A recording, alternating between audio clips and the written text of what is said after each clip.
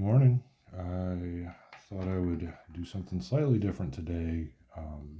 Talk about the tools I use and how I've kind of come to that uh, set of tools over the many years that I've been working on comics, and sort of the thought process behind why I choose them. Um, I've been making comics since 2004, and along the way of that 20 plus years, I've tried pretty close to every tool that you can come up with, and these are the ones that I think work best for me. A lot of people use different things, and that's absolutely perfect for them. But these are the ones that I use and why. First thing I have is this. This is a actually pretty new addition to my tool set. I think I got it a couple months ago now. It's obviously a large chisel marker. I think it's 6 millimeters by 15 or something like that. This particular one is refillable, so I've actually put my own ink in it. I put Speedball ink in all of my tools now, which incidentally, that's they all use actual India ink, which I prefer over like pigment ink or whatever else, and it gives me a better ability to sort of smear things or build textures up. So for this, I use it for more or less two or three different things. Obviously, the first thing is getting nice big black areas. I haven't pumped it, so it can get a little darker than that if I want, but I actually prefer it to be a little on the dry side. And then here's this side. And I'm giving it a decent amount of pressure, not a ton, but if you use it lightly, like I'm barely touching, it gives these nice ribbons. Or if you do it quickly, it really breaks up.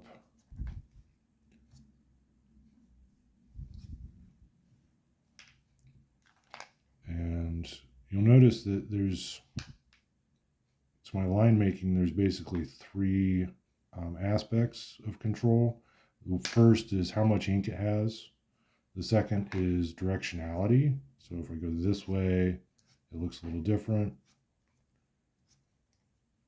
And the third is how fast I'm moving.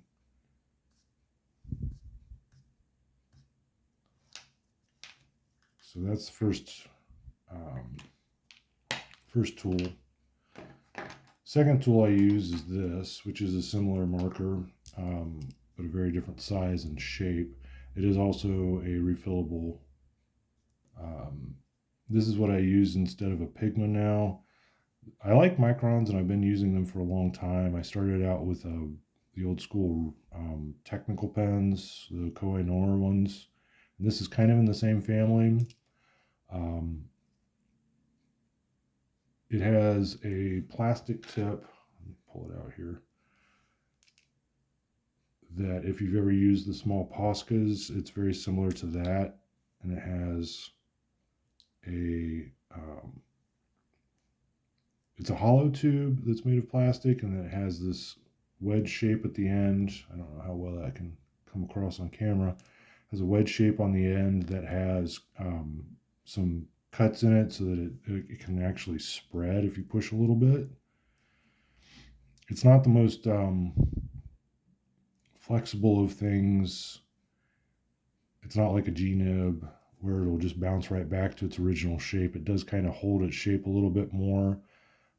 I don't typically push on it a lot, but what I will do is I will change how I hold it, even if I'm going the same direction. If you hold it one way, it's a very smooth line. If you hold it this way, it kind of roughens up because those edges start playing a little more role in it. Those cuts that are in the side. But if you bring it down like this, that's when it really gives you a nice big wide line. That's maybe 2 millimeters, maybe a little bit more than 2 mil. And then it's very velocity sensitive. And I'm using a piece of smooth Bristol board for this demonstration.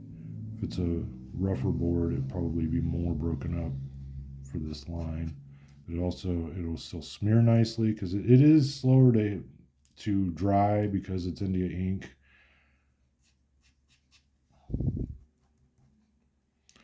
The last thing that I kind of really enjoy about this is it's a little bit chaotic because this wiggles. So you have to kind of get used to that. It's not bad. I tried taping it up so it wouldn't wiggle, and the tape came off within a couple days. So I went back to just running it without. But the other thing that this will do that I really enjoy is if you take it and you spin it just a little bit, it'll start splattering. So because it pumps, you want to be careful with thin ink. Like the Speedball I'm using, if you pump it more than once, usually it'll flood. Which, if you know what you're doing, that's fine. You deal with it. I don't have a paper towel handy. Usually I keep a paper towel on me just in case. But yeah, this can be a lot of fun. And I have, you've probably already seen this one. This is loaded with white. And it's already flooded because I haven't used them in a few days. But so...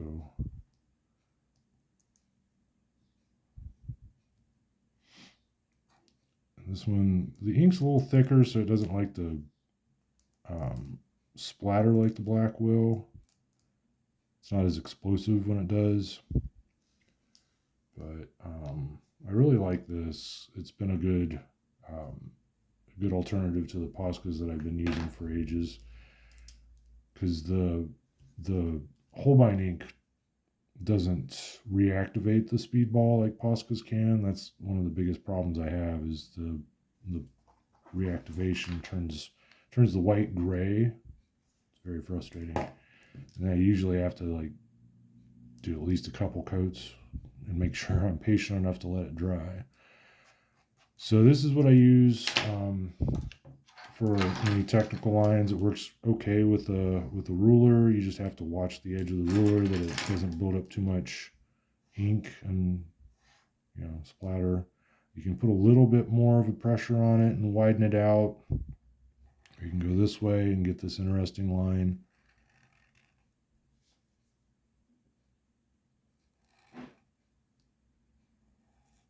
It's not quite as user-friendly as like a Tombow brush pen is, which I also have used those. I have some on hand. Those are nice. But, I like the chaos factor that it brings. My second pen, like drawing pen, is this. This is the 4.5 sized Pilot Parallel pen. I like this one personally a little bit better than the 6.0. I find that the 6 point tends to catch the corners a lot more when I'm doing quicker lines, and this goes across the flat a little bit more if I'm speeding through. The reason I like this is the same.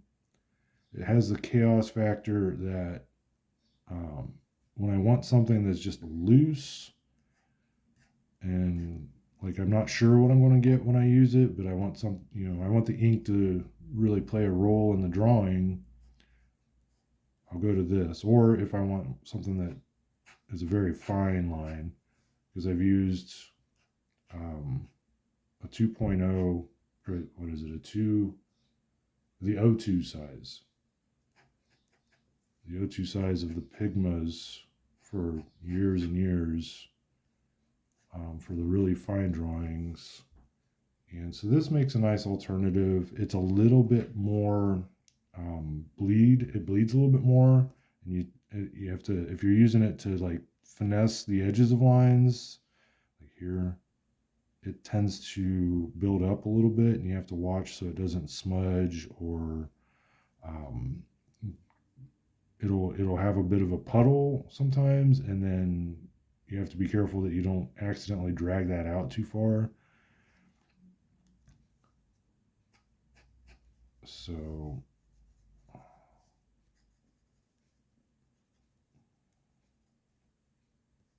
I've been using this particular pen for I think a couple years now, and like I said, I refill it with Speedball ink. I haven't done any like serious modifications to it,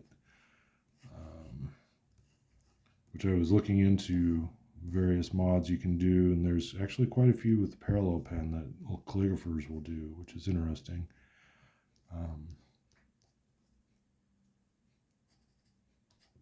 This one's just fun to draw with because it gives me a very different kind of line. The metal on the paper reminds me of a technical pen, the old school ones I was talking about, the Koh-i-Noor ones, where it's just it feels different when you draw with it. It has a bit more of um, a roughness in the line itself. I mean, it can be very smooth, and it has that calligraphy kind of look. And I do use it a lot for lettering sound effects. Here's my cat. Hi, Orc. Um, but I like how it's very. It doesn't cooperate, but it does it in a way that's very fun to draw with. If that makes any kind of sense whatsoever. So I'll use it a lot for like trees and backgrounds that I know that I don't need to be super precise about. The last thing, and the thing that I've shown before plenty of times, is this. Um, this is my current favorite main drawing brush. I've been using various types of brushes over the years, and sable brushes, um, synthetic regular brushes, and pocket brushes. I like for two different reasons. One, I always preferred larger brushes. This is not the biggest brush I've ever used, but it's a nice size that gives me the larger size than like a pocket brush. And also this, you can control how much ink is in the brush. That's always been a problem that I've had with the Pentel Pocket brush, is that you can't add or subtract ink. It just gives you what it gives you. And this I haven't primed it, so it's, usually when I open it up on the first day, this is Monday, so I haven't touched it all weekend. When I open it up, I'll prime it out on a paper towel or something, because the Speedball can be a little gloopy, a little grabby on the brush bristles. Now, as I mentioned in other videos, I've modified this so it has a much higher ink flow. I've opened up the valve inside so that if I squeeze it gently, it really pours the ink out. So there we go.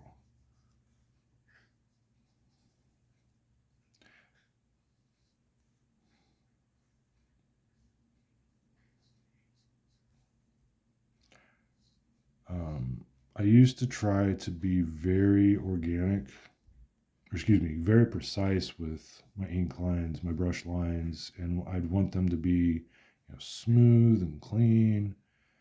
And as digital has come along, and those tools have become so mathematic, I've learned to embrace the wiggliness, the texture that a brush line can give. A lot of that does kind of go or disappear as the image is shrunk down to print size or web size, especially web size, since I see that on my phone. It's so much smaller. So these inaccuracies in the line do kind of disappear, but I've also become a bit more appreciative of them. This is really needing a little bit of wake up.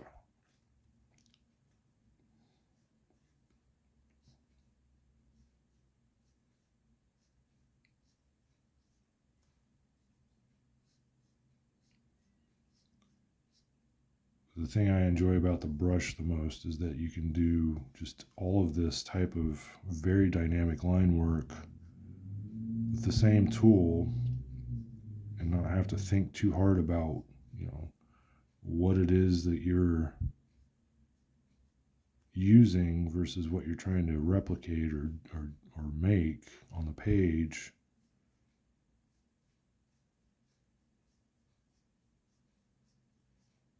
And it just goes. I don't have to stop and dip, or especially stop and clean it out like I would with the sable brush. And I don't mind that so much. It's not like an annoyance. It's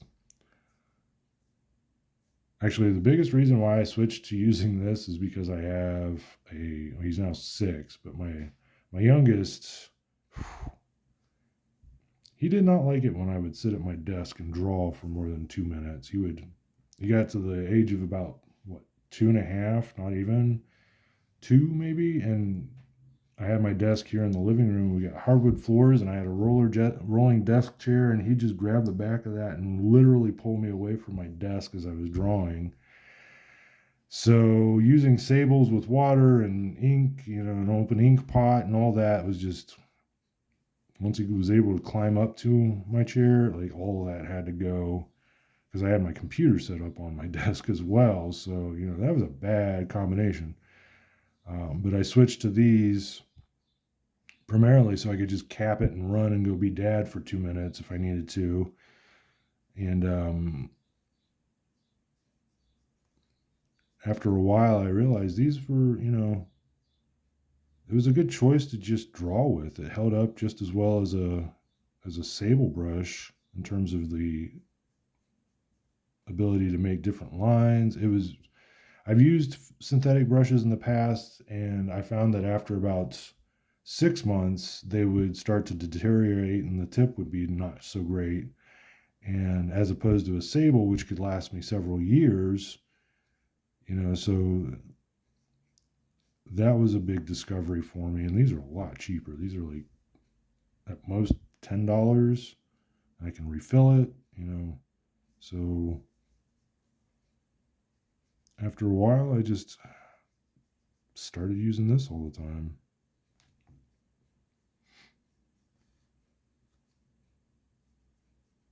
At this point, I'm just sort of mindlessly making lines. And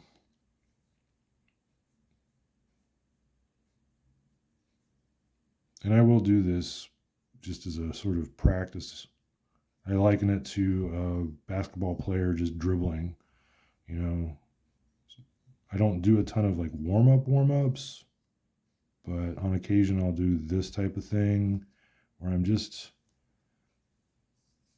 practicing the physical movements. And right now I'm putting my weight on my ring finger and using that as a guide, sort of a ruler, and then I'm moving from my shoulder, and that's where these lines, my straight lines, can come from, or at least relatively straight lines.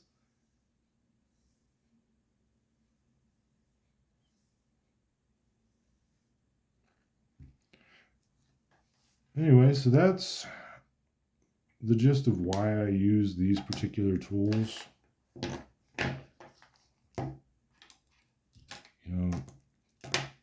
That way I don't spend a ton of time trying to think about what I need to do with what tool. I just grab something and I get at it.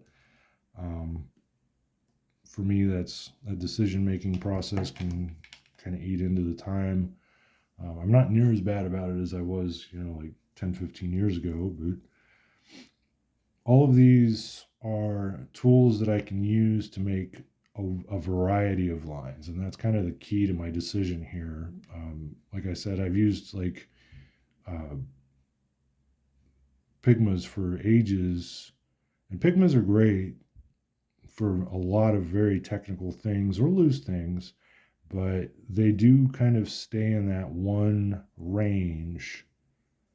And, I can get something very similar with this, but I can get some other variety out of it. And that's important to me to be able to do with all of my tools. So, anyway, thanks for watching. If you have any questions, go ahead and leave them in the comments. I appreciate everybody that's been watching everything so far. It's reassuring to know that people care and are interested. So, thanks for all that.